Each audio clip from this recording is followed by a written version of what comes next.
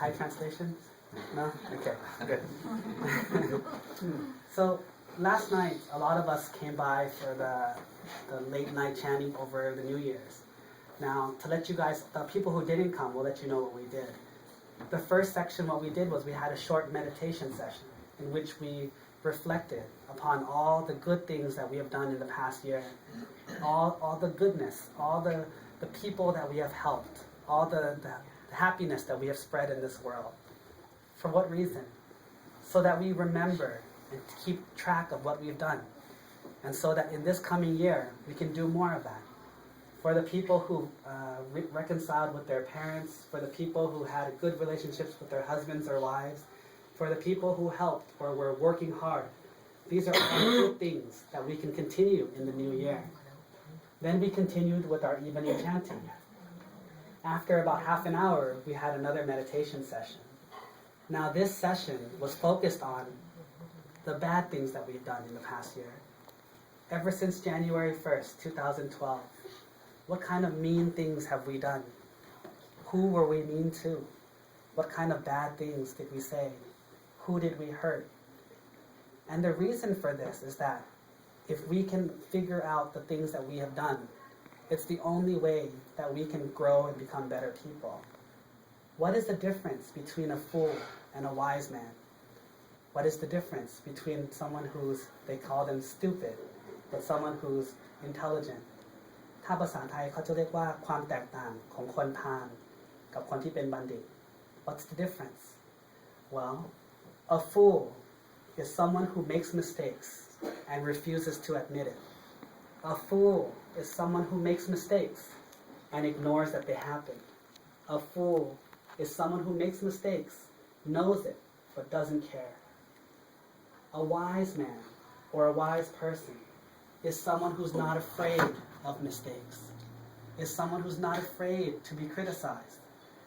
Because the wise man knows that when you criticize me, or when I find my faults, that means I now know what I can improve. Only through our problems, only through our suffering can we improve. And if we don't improve, how can our lives get better? So the trick, the secret to a better life, a better year, is to keep doing the good, but improve on the bad. Before you can improve, you must identify what you've done, who you've hurt, what you've said. We must identify. Now for the final and most important step. After you identify it, after you accept it, Luang Por teaches, วางแผนให้เป็น make a plan. New Year's, every year, people tend to fail in their New Year's resolutions, right? I'm going to lose weight. I'm going to work harder this year. I'm going to be nice to people. But it only lasts a couple weeks, couple months, and then it goes away. Why? Because we set big goals and we don't have any plan. We don't make any plan for how we will achieve it. A smart person, a wise person, will spend some time making plans. They know what they want, but the important thing is how to get there. Now, the how to get there usually has two steps. The big step and the many, many small steps. It's important that we learn that to get to the final destination, it's not one big step. It's actually the many little steps, the race that you run, the many steps that you take that gets you to the final line. That is what we must plan for. That is what we must fix. So for those of us that maybe after we use the toilet, we don't put the toilet seat down, we don't close the cap on our toothpaste, we don't make our beds after we get out of bed, we throw our clothes on the floor after we wear them, we don't wash our dishes after we use them. Maybe these are little things that we can fix, that are the little steps that can take us to the final destination of being a better person, having better relationships. For all the men out there, you'd be surprised how much less your wives or girlfriends would complain if we just picked things up or we just cleaned a little bit more. Now all the wives, all the girlfriends, you'd be surprised how nice your husband will be if you just stopped complaining. you'd be surprised. You don't have to change. You don't have to change everything. Just one tiny thing can make a huge difference. Now, for the final thing I want to leave with you for the New Year's is something that I learned from Luang Por Thoon himself through his sermons. Luang Por taught that Buddhists everywhere take the 5 precepts, which are what? I won't kill, I won't steal, I won't commit adultery, I won't use words to harm people, and I won't use intoxicants. Luang Por says people all over the world, Buddhists all over the world, swear the 5 precepts all the time. Sometimes you're drunk when you're swearing it. Sometimes you lie when you take it. Sometimes you're with your mistress while you're taking the 5 precepts. Luang Por says that's not how it works.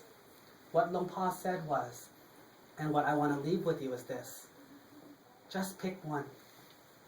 Take the small step. 5 is a big number. Just pick one. What is the one that you know you can do easily? Are you someone that doesn't kill no matter what anyways? Then swear that one. Are you someone who has the confidence that you just would not steal? You don't steal no matter what. If that's you, take that one.